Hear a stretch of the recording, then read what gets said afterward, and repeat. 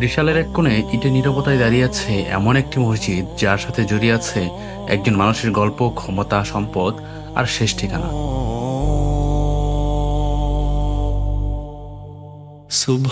দানিহলা ত্রিশাল সবুজের প্রকৃতির মাঝে নতুন করে তৈরি হয়েছে রেজালি জামে মসজিদ। পুরোটা ইটের তৈরি, না আছে অতিরিক্ত রং, না কোনো চাকচিক্য, কিন্তু প্রতিটি খিলান, প্রতিটা দেয়াল যেন নিজের গল্প নিজেই বলে।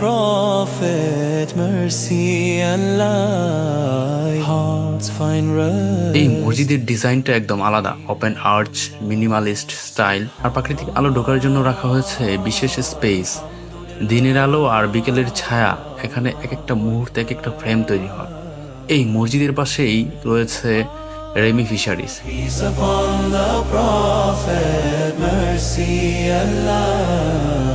এক বিশাল প্রজেক্ট যেখানে প্রকৃতি আর স্থাপত্য মিশে গেছে একসাথে।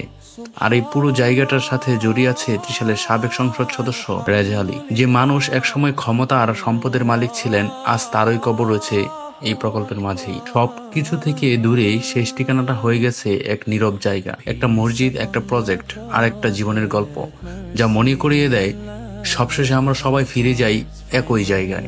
এমন আরো অজানা জায়গা দেখতে চাইলে আমাদেরকে ফলো দিয়ে রাখতে পারেন। ত্রিশালের প্রতিটা গল্প আমরা তুলে ধরবো আপনাদের মাঝে। ধন্যবাদ সকলকে।